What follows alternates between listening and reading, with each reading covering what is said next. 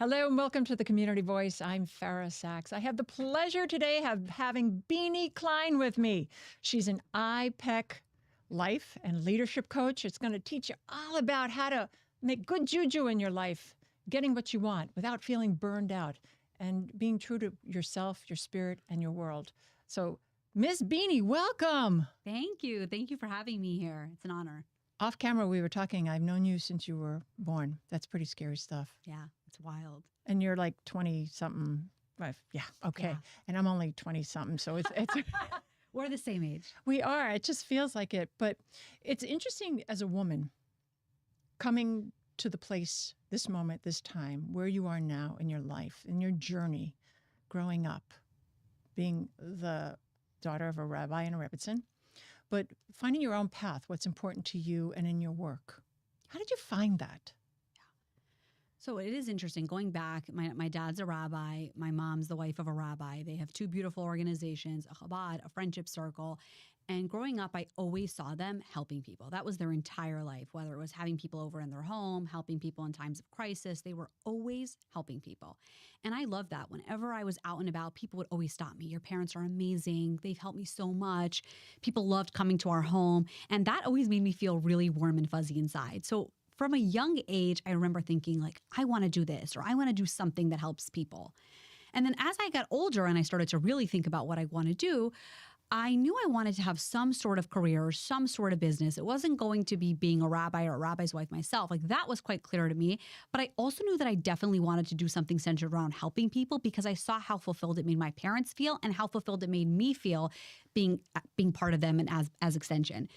So what happened was I went to school, I spent a gap year in Israel, and then I went to college. I got my bachelor's in psychology, and I remember thinking, what's next? What do I want to do that helps people? So kind of naturally, I got involved in nonprofit work and I enjoyed that. But as I grew, I started to realize, one second, if I'm giving all of my talents and all of my energy to this nonprofit, then I'm really giving it to somebody else's dream and not my own. That was one realization I had. And then I remember also thinking, at that point, I was like getting into a relationship, getting married, and I've always known I want to have a family, I want to be a mother, I want to have children. At the same time, I've always been a person who's prioritized my health. So in different phases, but I've always known that health is important to me. So I'm at this point 5-6 years ago where I'm working the nonprofit job, and I remember thinking there's got to be more for me. I know I have a lot of talents and I have a lot of ways that I can help people, and I don't think this is it. I felt this longing for more while at the same time trying to figure out, but how am I going to do more there while also prioritizing my marriage, wanting to have children and wanting to be a present mother, wanting to take care of my health, wanting to have friendships. Like there's so many things I want in life, and how am I going to figure that out? Mm-hmm. So as I'm navigating my next career steps and going for job interviews, I really felt a strong urge to not say yes to anything, to really only say yes to something that's going to light me up and be in line with my skill sets. Because something I was thinking is if I'm a mom and I'm leaving my kids to go out to work, even though I wasn't a mother at that time, but I'm thinking ahead, I have to really love what I do and I have to be really good at it. Otherwise, it's going to feel like a drag. And I'm pretty impressed with myself that I knew this, because now it's something that I help people with. I don't know how I knew this, but I knew it. And I'm really impressed with just you having that insight into yourself and being true to yourself. Yeah. Like at a young age, you really realized that. Yeah. There was some internal drive that knew that wasn't going to feel right. This is not going to feel right. So here we are on this trajectory.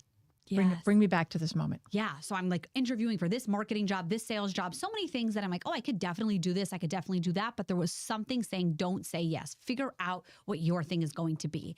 And at that point, I kind of stumbled upon personal development. I remember listening to my first ever podcast. What was it?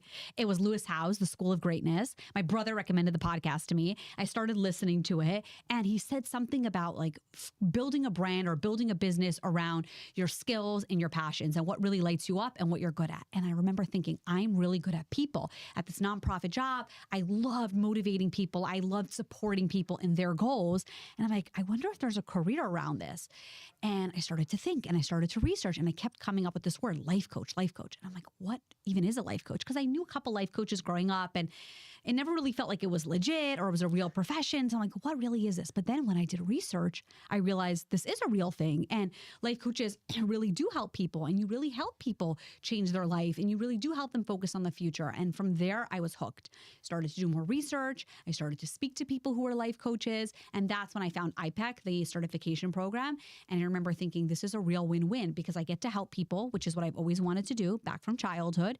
I get to support my family in the process, right? To help people, and you make money, and I get to feel really fulfilled. And it felt like that real win-win. And that's when I enrolled in the certification program, started working with my own life coach, and then really found the tools to, okay, how do I build this business? How do I make time for all the things? And then after I finished the certification program, I was like, more people need this. So I started just helping other women around me do the same thing. And it's very interesting because you just said, I'm a life coach, but I have my own life coach. That is a really empowering statement to know that I don't know what I don't know, or that I need guidance for someone to give me that 20/20 vision, or to take my sun visor off so I can have the full light coming in, and for me to see myself the way I really need to be seen or want to be seen through the eyes of someone else helping me get to that moment. Yeah, I love that you just said that because I don't think we talk about this enough. But when I'm coaching someone, it's not about putting Beanie on this pedestal and you creating a life that looks like Beanie. I'm always there to help people create their best life. But essentially, I can't take people as deep as I haven't gone. And it's very important to me to be in integrity and be a product of my product. So I myself, if I am not investing in life coaching and I don't believe in life coaching, how can I really sell that to you? So it's very important to me to always have a coach because, like you said, I can't see what I can't see. And we always get in our own way, and we don't see our own blind spots. So it's important to me that I'm a product of my product. And I also practice what I preach. Like something that people always tell me when they start working with me, if they've seen me on social media, so I'm pretty active on Instagram and LinkedIn, is, oh my God, everything you talk about, you really do. Like you really do wake up early. You really do prioritize your health. You really do work on your business. And that's important to me because I think when it comes to life coaching, you want to feel like you work with someone who really believes in it and isn't just selling it to you. And let's differentiate life coach versus therapy, and how they're two different things. So when someone comes to a therapist, they have one goal in mind, and the therapist is trained in one modality. You as a life coach, let's talk about that. What is it that you bring to the table that's different, that it's not therapy? I mean, you do get intimate with people and you do help them along their own personal journeys, but how does it differ? So there is some overlap. And sometimes when I talk about this, I'll get some flack and people will say like, oh, well, that's not 100% true. So let's disclaimer. People go to therapists for many different reasons, and there definitely is some overlap. Sometimes people go to a therapist for something that a life coach can help them with, and vice versa. But in general, let's talk general terms. Somebody usually goes to a therapist to help them either with resolving something from their past, a deeper trauma, something that's getting in their way from their daily functioning or living a good life. And that is the emphasis, to get you back to a really solid, healthy baseline. Versus when you come to a life coach, you're usually at the point where your life is okay or decent, but you want it to be a lot better. So at life coaching, it's a real focus on the present and the future. And we do dive into the past so that I can, as the coach, get to know you. Why is it so hard for you, let's just say, to command pricing in your business? And we might look at the past and your history around business or your history around your confidence. Or money. Or money, exactly. But in general, the focus is on, in 6 months from now, if you want to be living a more fulfilling life where you feel more satisfied, what would need to change? And as a life coach, you would tell me, I want my marriage to look this way. I want my career or business to look this way. I want to be managing my time differently. And everything we do is moving you towards that amazing future and better present. Makes a lot of sense. And it's interesting because we are multifaceted human beings. We have family. There's that wheel. There is us as a woman, in our case. It is our business. And you have a young family. And I think the syndrome is having it all. I want to have it all. Balancing that so that maybe we can have it maybe in a different way than we've visioned it, but having it all. What is that term, that buzz term, mean to you in what you do? Yeah. I think balance, it's a word that's thrown around a lot. It's a word that I've tried to chase and create for myself because, like I said, having a family and being the mother that I want to be now that I have 2 kids is really important to me. Nurturing my marriage and having a great marriage, important to me. Health, important to me. Relationships, important to me. Business, success, important to me. How do you have all those things? But what I've realized is that balance is not really possible because life comes in seasons and in waves. And in the life that you really want to have, there's actually some seasons where you're more focused on one thing than the other. And it's not about it being perfect, because if it's perfect and it's like all exactly the same, then it's usually not success. Like there are seasons when your children are young where you want to double down on that. And then seasons where you're working on a book and you want to be more focused on work. So when I think about having it all, I think about being busy and being really focused, honestly, being focused on the things that matter most to me. So something that I'm constantly working on for myself and helping the people that I work with is figuring out what is important to you and really getting honest with what's important to you. I think society tells us to value certain things, but what I like to do is get really clear on what motivates you, what fuels you, not what you think you should prioritize. And then when we know what those things are, then we could look at how do we incorporate all those pieces into this beautiful puzzle, this beautiful picture, instead of it being like, these are all the check boxes and it all needs to look equal. So I'll give you an example. For me personally, when I think about having it all, the most important piece is health, because I believe that without our health, we can't have anything else. So it's taking really good care of my health, getting proper rest, going to the gym. Those are things that make me feel good. So we're talking about physical health and mental health. Yes, physical health and mental health. Taking time in the morning to meditate, to pray, checking in with a mentor, like those are important. Then next is family, because I believe like if I spend all my time on work, like work is obviously fulfills me and supports my family, but it's also a means to an end. And like family and being present for my kids is very important. So, being present doesn't mean I need to be home 24/7. Doesn't mean I'm not going to put my children in school, but being the mom that I want to be and me getting really clear on what that is. And then business, having a successful business, seeing that grow. I am an ambitious person. I think it's something that like I used to feel shame about as a woman, but now I'm starting to own. Where did that come from? Yeah, it's interesting. Isn't that, and then the word is shame. Yeah. Shame and woman. Whoa, that's like a hard drop mic. Here we are. Tell me about that, what that means. That's quite a lot. Yeah, I think I didn't even realize that I felt shame about it until very recently.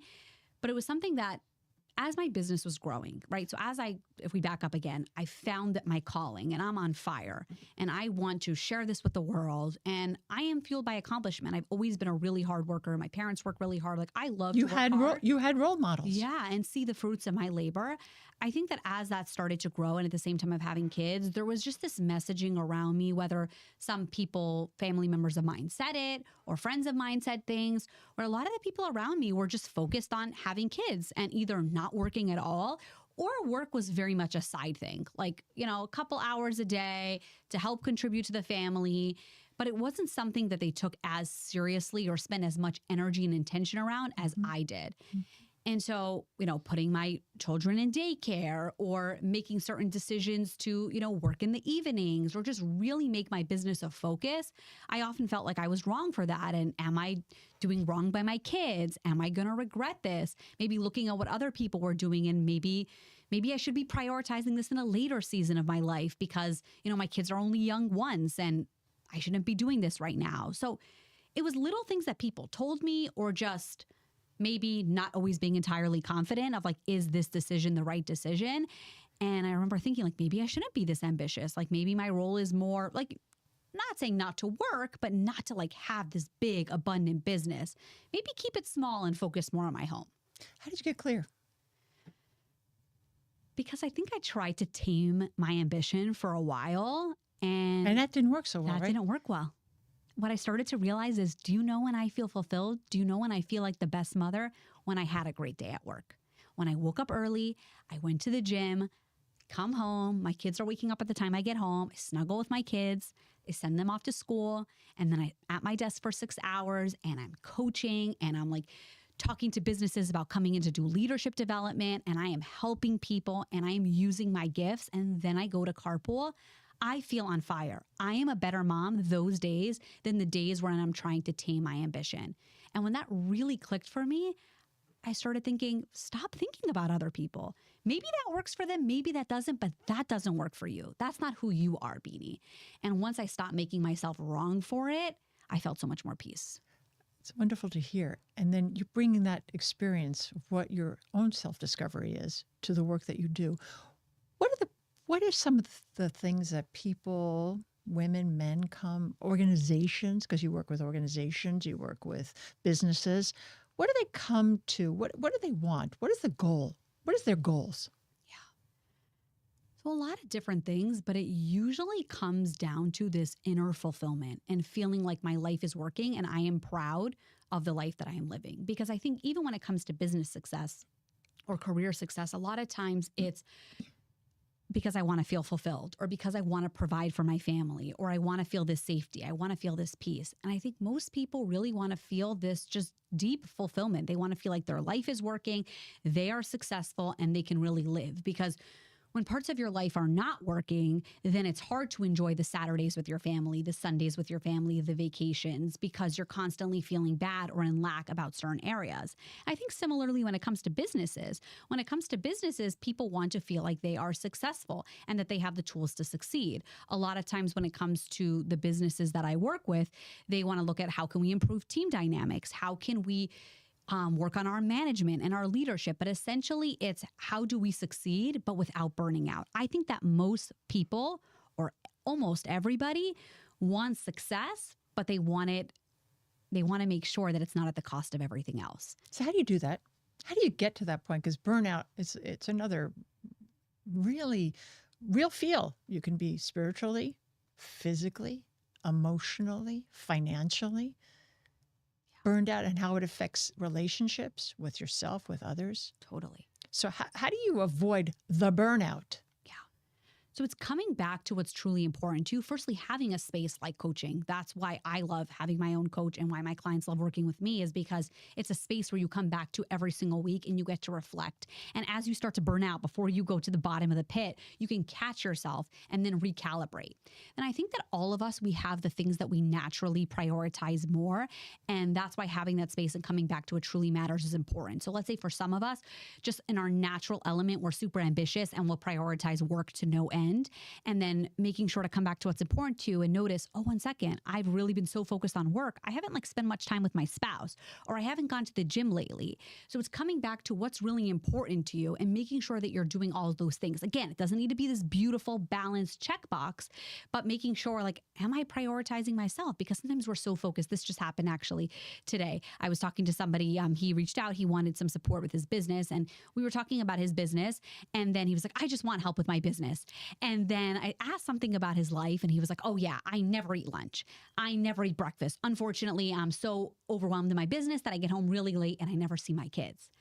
And what I showed him is yes, you want the support in your business, but you don't realize that not doing these things that really matter to you is making you show up to your business with a lot less fuel available to attack your problems. And how differently would you feel if you had breakfast or lunch and had more energy, or if you were spending more time with your family and that's what really matters to you? And he was like, oh my God, you're so right. So it's coming back to the things that are important to you and making sure that you're fueling yourself so that you're in the right position to succeed. So this engagement with this young man that you've had, or old man, I don't know, middle-aged man, but a man, some sort of man. But is it when you work, is it one time that you work with them? Is it weekly for over a period of time? How do you connect with people and offer your services so that they feel a profound difference and that they've really moved the needle into their truth? Yeah. I think the difference also back to therapy versus coaching is when you work with me, or usually when you work with a coach, it's the goal is to achieve those goals. So if every single week you're coming back and having those one-off conversations, then you're constantly having to recommit to those goals. But when somebody comes to me, is they have an opportunity to schedule, at least this is how it works now if you're watching this live, you have the opportunity to schedule a complimentary consultation. Because if we're going to work together for a while, I want to make sure I'm the best person to help you, and I want you to feel like this is the right fit and vice versa. So in that call, we talk about their goals, what they want to change, what their challenges are. I tell them hey, this is what I think would be the steps. This is what I think is holding you back. And then you have the opportunity to commit to coaching.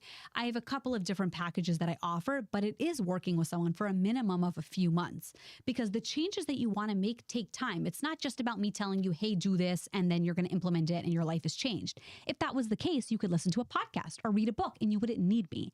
The point is that, like we said before, everybody has their own blind spots. Everybody has their past and internal things going on that you need support with. So you come to coaching, I tell you one thing, you work on it, we improve that. And my goal is that when somebody finishes coaching with me, they not only have their goals achieved, but they have those tools, the mindset tools, the strategy, the time management, whatever it is that we're working on to continue on. So it's a couple of months, and some people will stay with me for over a year because they love the support that they're getting. They love coming back week to week. They love having that coach in their corner that they can talk to about big decisions, and they love growing together. So it depends. So it basically, you're giving me homework, but homework for my life that I bring to my life. Am I writing or am I active? Is it a writing, journaling thing? Is it you're giving me an activity to not eat that chocolate cake because that's not good for me, and then I have to go do something that's more nutritious? What goes on in our space together? I love that question. Yeah. So in coaching, we're very focused on outcomes. We start every session of like, what are we going to cover today? And I'm tracking my clients' goals. And at the end, it's what are we doing differently this week? So some weeks it's more of a mindset piece. I know I'll tell you in the last 2 days, different homeworks I gave clients. One was, she's been discounting her success a lot. She's super successful. She just got featured in Forbes, but she always feels like it's not a big deal and I have bigger mountains to climb. Her homework for this week was to write down every single win or accomplishment she's had over the last year and to truly feel proud about it and celebrate it and not just say, oh, this wasn't a big deal. Another client, we were working on his morning routine. He was just waking up in the morning and jumping into work and then wondering why that wasn't working well. So we talked about what would be a good morning routine for him, not the same as what would be for me. And his homework is to practice that this week. Another client is having trouble letting things go. And so we talked about how that relates to his dating and relationship that he's in. And I gave him a process to practice every time he starts to notice himself getting annoyed at something at work or a client of his or something with a friend. And I want him to practice that process daily and see how that goes and report back. So every week is different depending on what we're working on and your goals. Is it face-to-face? Is it Zoom? Is it phone? How do we interact? So it's Zoom. It's all Zoom. Is this like an hour? Is it like an hour time with you? It's an hour session, except when I know we mentioned this before, but I do a lot of leadership training and leadership coaching, and I go into companies and I talk at conferences. Those are usually in person, and I do those all over Florida. But the one-to-one coaching that we do weekly is over Zoom. Which Wonderful. And we talk about one of the things is starting a business. Like you started a business. It's a rough, slippery road sometimes. It's a long road. What kind of advice do you give or in your coaching if someone is feeling stuck and they feel like they're on this island by themselves to get started and keep going and keeping the drive that they have with their initial dream or their vision when they first started through that process?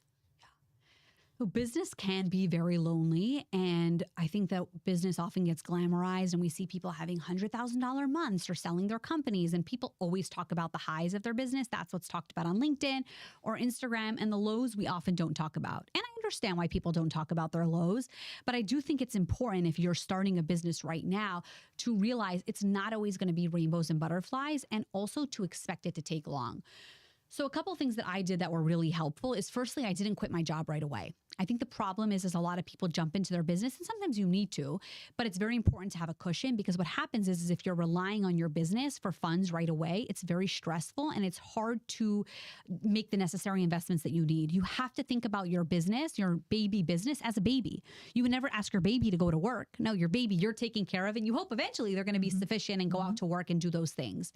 It's also important to make sure that when you start your business, you're doing it because you really believe in it. I think some people start it because they're like, oh, this is a cool idea. And the second they hit a bump or it's taking longer than expected, they're out. For me personally, my business really meant something to me. I remember thinking, I'm going to be good at this and I really want to help people. So it actually, by the way, did take a lot longer than expected to be successful. And it was stressful in the beginning because, like I said, we were young couple, little baby. We had bills to pay. Thankfully, my husband was very supportive and really believed in me. And I was okay being frugal and cutting back on expenses because I really wanted to fuel this business and fund it and invest in it in the way that it needed to. But it's important to take quitting off the table, because if I had constantly been thinking, should I quit? Should I really do this? And I would have been in and out and in and out. It's hard to be successful. I was committed. I remember thinking, if I don't quit, I am going to succeed, and I am willing to do this for as long as it takes. And with that sort of commitment and remembering why I got involved in it, that helped me stay committed. So if this is you, I would say make sure that you're really committed. Really be clear on why you started this business. And it has to be a reason that motivates you or fuels you. Even if it's not your dream business, like mine is coaching, maybe it's, you're good at this thing and you really want to provide for your family. And that needs to motivate you and light a fire under you every single day so you can go out and do the things. Because in business, nobody's motivating you.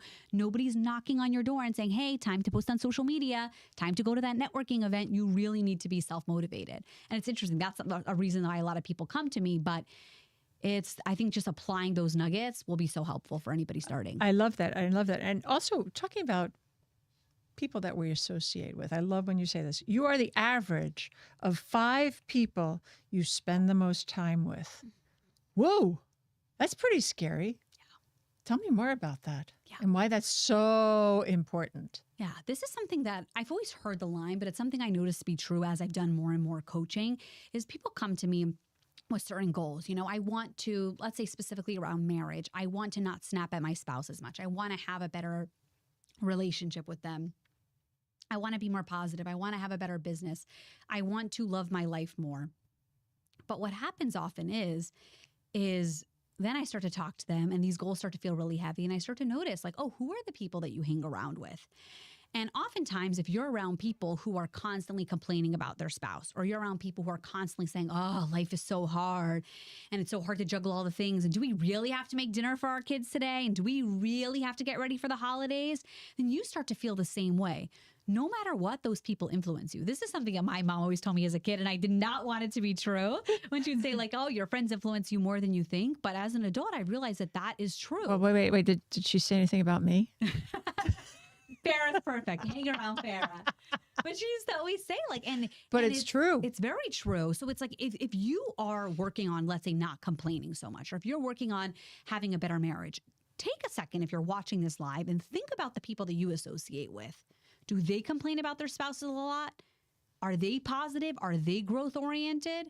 Because if they're not that way, it's going to be hard for you to be the only one to make those changes. So I'm not saying to cut those people out of your life completely, but who can you maybe start to hang around more with? If you want to start building a business and you want to be focused and ambitious, hang around people who are doing those things. Listen to those types of podcasts. Read those type of books. Don't be looking at like the memes that are, making fun of people or like the negative Nancy, because that's not helping you. So that's something that I made sure to do in business, is surround myself with people who were also building businesses, who were also ambitious. That's, by the way, one of the ways that I, felt more comfortable with my ambition, is noticing so that you can look alone. up, so that you can look up and see where you might be propelled to go. Yeah. By those people, those influences. I think also connected to this, but a little different, is some of my clients, they'll hang around people who have, let's say, a lot more money than them. And instead of using that to motivate them, they start to think, well, look at all these other women. They don't have to work. They're married to wealthy men and they have this and they have that. And I always say, you need to find some other people to hang around with, because most people in America, the women have to work. Most people in America don't have those types of luxuries. It's beautiful to have those, and it's okay to want those, and it's okay to work towards those. But sometimes people start to feel really frustrated of why aren't those things just handed to me like they're handed to other people? So that's also can work against It's also an inside job. Don't you think that if you can just change your thinking, so what they have more money than me, or so what that X, Y, and Z, or so what, but to bring it back to me. Yeah. How am I worthy? Yeah. How am I gifted that may not be these X, Y, and Z monetarily? So how do you get to that when you're coaching, so that people don't do the, look at them, look at me. Let me look at myself in the mirror. How do you get that? Yeah. So people stop that gnawing, that negativity, how do we stop? How do we just stop in this 2 minutes that we have left? How do we stop? Yeah. So firstly, it's just validating that, of course, if you see what somebody else has and you want it, that's okay. Let's not make our desires shameful. It's a beautiful thing to want more. Sometimes we make our desires dirty and wrong. That's not helpful as well. But to just notice how constantly thinking about other people and what they have and feeling upset about it is not helping you. You can notice how you feel more drained, you feel more uptight when you're thinking that way. So what would be helpful is focusing on what I do have already. So you can have gratitude, feel gratitude, but then also how can I create more of what I want, and redirecting yourself to your power and your abilities and believing it's possible. Maybe they got that luxury because their spouse works in X industry, but believing, one second, if I want to be able to take amazing vacations, how can I create that for myself? And redirecting all your attention there.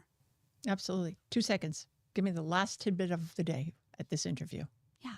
If you are listening to this and it's February and you're feeling like, oh my gosh, I had all these goals for this year and it hasn't been working out, and oh, well, I guess I'm just not destined for greatness. Just remember that things can change quickly if you commit to what you want and you commit to what's important to you and you take care of yourself, fuel your energy, like we mentioned before.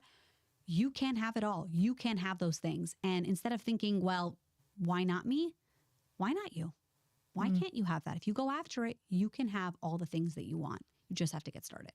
Binie Klein, you're an amazing young woman. Thank you for spending the time with me today. Thank you for having me. So it's bienieklein.com for more information, available for coaching, leadership, small businesses, large businesses, private one-on-ones with whatever's ailing you, and making it happen so that you have a productive, happy life. Thank you so much for joining me today. Thank you. I'm Fara Sax. Until next time, take care of yourself.